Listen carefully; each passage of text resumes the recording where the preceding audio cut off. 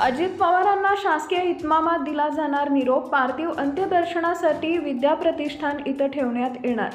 महाराष्ट्राच्या राजकारणातील एक धडाडीचं नेतृत्व आणि उपमुख्यमंत्री अजित पवार यांचे आज विमान अपघातात निधन झाले. ते 66 वर्षांचे होते. बारामती विमानतळाजवळ झालेल्या खासगी विमान अपघातात त्यांचा मृत्यू झाला. मुंबईहून बारामतीकडे जाणारे त्यांचे लिअरजेट 45 हे विमान उतरत असताना कोसळलं आणि त्याला भीषण आग लागली. या अपघातात विमानातील वैमानिकांसह इतर 4 जणांचाही मृत्यू झालाय. अजित पवारांच्या निधनानंतर संपूर्ण महाराष्ट्र स्तब्ध झालाय. सध्या राजकीय आणि सामाजिक क्षेत्रात कधीही भरून न निघणारी पोकळी निर्माण झाली आहे. नेमकं काय घडलं? अजित पवार आज सकाळी मुंबईहून एका महत्त्वाच्या कार्यक्रमासाठी बारामतीच्या दिशेने निघाले होते.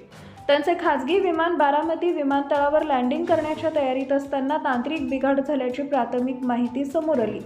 धावपट्टीपासून काही अंतरावरच विमानानं पेट घेतला. त्यानंतर ते जमिनीवर आदळलं. यानंतर बचाव पथकानं घटनास्थळी धाव घेतली. मात्र आगीची तीव्रता एवढी भीषण होती की कोणालाही वाचवता आलं नाही. अजित पवारांवर कुठे होणार अंत्यसंस्कार? अजित पवारांच्या निधनानंतर असंख्य कार्यकर्त्यांना अश्रू अनावर झालेत. आता त्यांच्या पार्थिवाचं अंत्यदर्शन कुठे करता येणार आणि त्यांचे अंत्यसंस्कार कुठे होणार याची माहिती कुटुंबाकडून देण्यात आली आहे.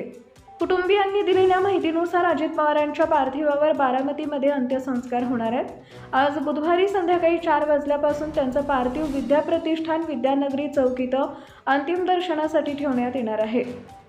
आज रात्री उशिरापर्यंत नागरिकांना त्यांचं अंत्यदर्शन घेता येईल. त्यानंतर गुरुवारी सकाळी 9 वाजता गदिमा सभागृहापासून अंत्ययात्रेला सुरुवात होईल.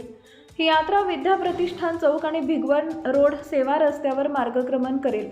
यानंतर सकाळी 11च्या दरम्यान विद्याप्रतिष्ठानच्या मैदानावर संपूर्ण शासकीय इतमामात त्यांच्यावर अंत्यसंस्कार पार पडतील. उपमुख्यमंत्री अजित पवार यांच्या अंत्यसंस्कारासाठी सध्या बारामतीमध्ये 2 वेगवेगळ्या ठिकाणी प्रशासकीय आणि कौटुंबिक पातळीवर वेगानं तयारी सुरू आहे. एकीकडे विद्याप्रतिष्ठानच्या प्रांगणात नियोजनाची तयारी केली जात असताना दुसरीकडे अजितदादांचं मूळ गाव असलेल्या काटेवाडीतही हालचालींना वेग आला आहे. काटेवाडीतील त्यांच्या निवासस्थानाशेजारील स्वतःच्या शेतात संपूर्ण जमीन नांगरून आणि सपाटीकरण करून जागा तयार करण्याचं काम युद्धपातळीवर सुरू आहे. मात्र अंत्यसंस्कारासाठी नेमकी कोणती जागा निवडायची याबाबतचा अंतिम निर्णय पवार कुटुंब घेणार आहे. अजित पवार यांच्या निधनाची बातमी समजताच लोकसभेत 2 मिनिटाचं मौन पाळून त्यांना श्रद्धांजली वाहण्यात आली. पंतप्रधान नरेंद्र मोदी यांनी ट्विटरवर शोक व्यक्त केलाय. अजित पवारांच्या निधनामुळे बारामती आणि बीड शहरात कडकडीत बंद पाळण्यात आला आहे.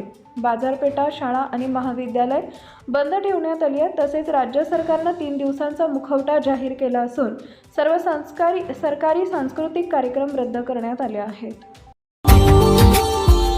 Subscribe now and press the bell icon. Never miss an update.